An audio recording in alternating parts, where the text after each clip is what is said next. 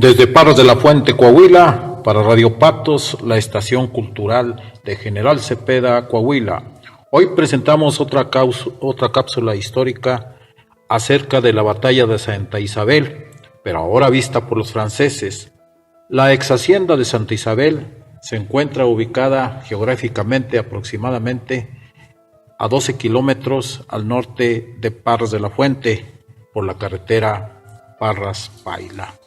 Bueno, esta cápsula histórica está relatada por un oficial del ejército francés llamado Ernest Moutier. Y dice así: el comandante Brian Paul era un hombre robusto, de barba y bigotes cerrados, y parecía de más edad que la suya. No tenía familia, manifestaba poca inclinación hacia las mujeres, más allá de las exigencias del cuerpo. Eso sí, tomaba mucho ajenjo y se volvía entonces muy platicador. Generalmente me veía con el teniente Lieberman. En esa región de México sobraba el vino local y también el whisky, que venía del norte con los americanos de Juárez, salido de Saint-Cyr. Entre los últimos de su promoción había pasado 15 de sus 19 años militares en el regimiento extranjero. Por cierto, no sé por qué la Legión decidió hacer el combate Camarón, otra derrota, algo como su símbolo. El combate de Santa Isabel, el 1 de marzo de 1866, no fue menos que una catástrofe, ni los legionarios menos valientes. Hasta fueron más bastantes de los que murieron en ese desgraciado encuentro. Pensándolo bien, digo tonterías.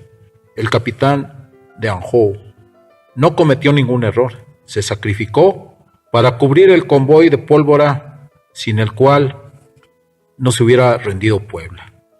Mientras que Brian sacrificó a sus hombres para nada, combinando errores, mala suerte y gracias al ajenjo, que era de a un peso la botella. No solo fue el responsable de su propia muerte, sino de los 103 hombres. El destacamento francés quedó aniquilado y todos los sobrevivientes, yo entre ellos y preso, quizás no fui realmente culpable. A veces en el cuerpo expedicionario soplaba en esos últimos días de febrero una terrible tempestad de frío. El 1 de marzo quizás su destino era llevar a la tropa a la catástrofe, hacia el frío. Lo veo todavía montando en su caballo con sus botas muy altas y sobre su caballo alto las riendas colgando a lo largo de su brazo, las manos en las bolsas para protegerse, caminando delante de nosotros. Nos empujaba hacia lo desconocido, una fuerza tan invisible como el viento en la noche fría. Veo también la cara algo de los adolescentes como el subteniente Rajux, titiriteando de frío, y las caras campesinas de nuestros alemanes y polacos. La tropa, con su uniforme azul oscuro. Todos, casi todos murieron esa mañanita. Al mismo tiempo, la realidad no podía ser más nítida que mi recuerdo. Todo eso se me grabó, no olvido nada, que no olvidaré nunca. El 28 de febrero al atardecer, Brian, comandante de las fuerzas en Parras, 4 compañías del 2º batallón del regimiento, a 3 leguas de la ciudad de la hacienda de Santa Isabel, contra la opinión de todos los oficiales, decidió salir a medianoche con 3 compañías y 400 mexicanos de las fuerzas rurales, entre ellos 90 jinetes, pero todos mal armados, con un solo cartucho en la bolsa y menos de 15 días de servicio. A paso rápido llegamos en 3 horas a la primera vanguardia del enemigo, quien se retiró a la primera descarga, y poco después nos tomamos con el grueso de sus fuerzas, parapetadas en un peñón de unos 60 metros de altura. Arriba de la hacienda había mampostería con terrazas. Tardamos 1 hora en reconocer la posición y los liberales no nos dejaron disparar.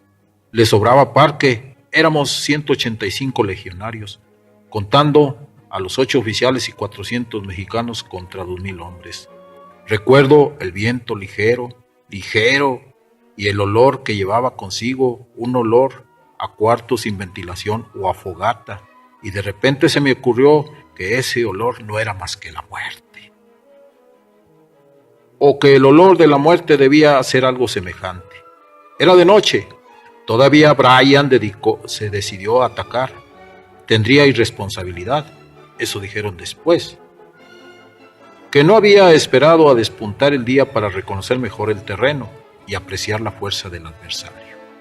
Pero sabíamos que eran muchos más que nosotros, y Brian quería esconder nuestra inferioridad numérica y atacar protegido por los últimos momentos de la oscuridad.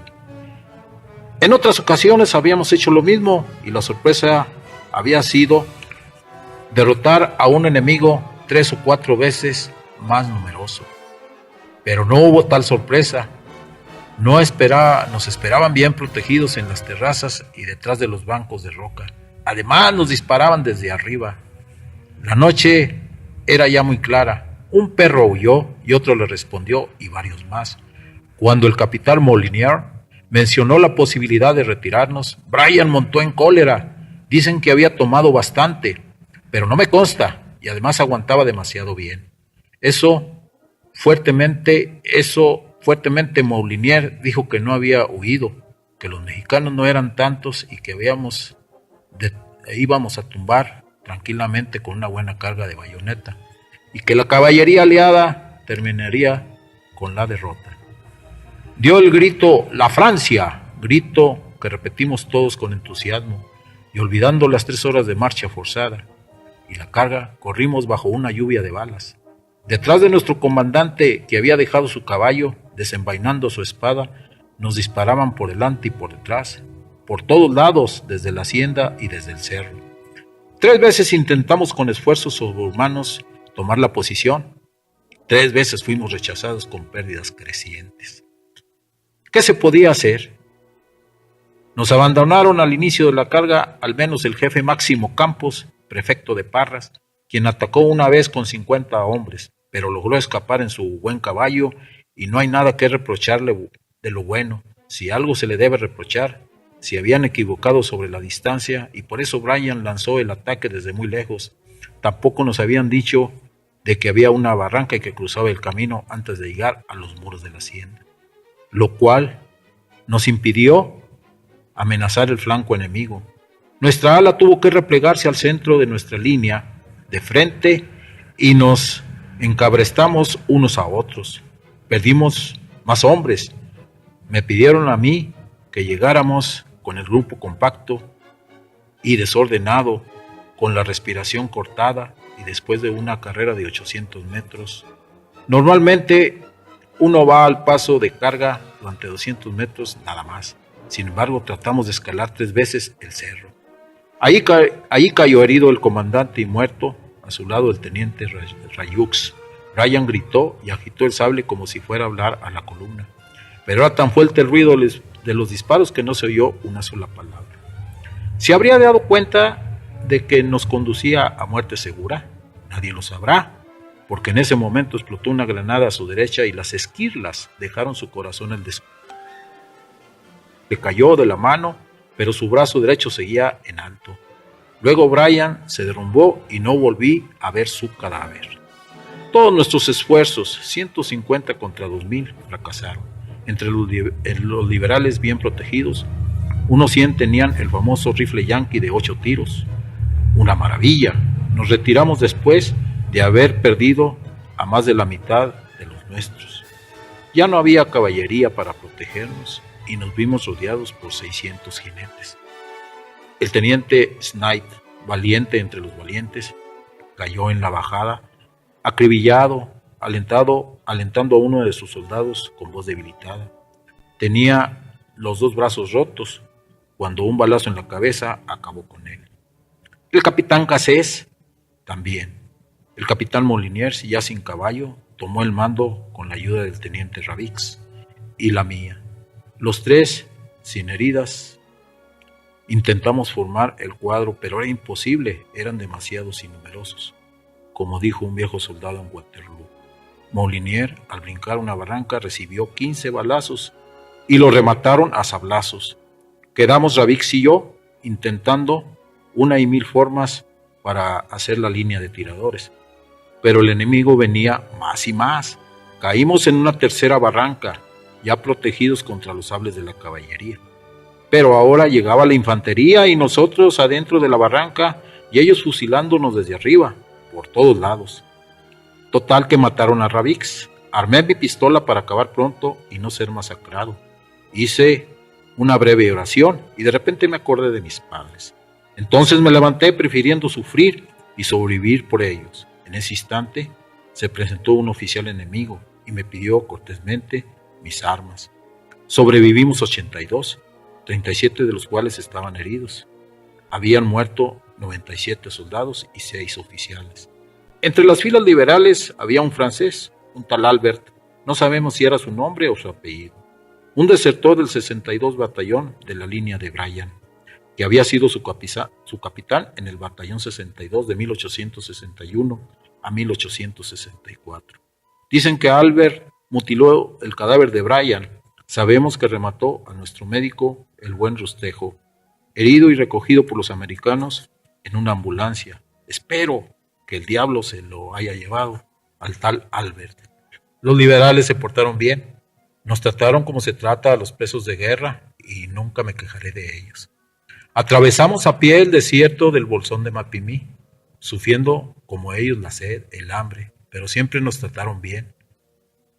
El general Treviño y Viesca nos perdonaron la vida cuando pudieron fusilarnos, puesto que desde el abominable decreto de Maximiliano teníamos instrucciones de no tomar prisioneros, de no fusilar a los oficiales y soltar a los soldados. Quisieron hacer matones de nosotros. Duré preso 9 meses, libre y bajo palabra en la ciudad de Monterrey. Con oficiales austriacos terminé de aprender el español a fondo. Aprendí algo de alemán e inglés. De no ser tan francés me hubiera quedado en Monterrey y con esas mexicanas bonitas. Y eso es todo lo que les puedo contar. Ernest Moutiers, en aquel entonces súbitamente en el regimiento extranjero. Desde Parras de la Fuente, Coahuila, su amigo, el profesor Juan Manuel García Verástegui.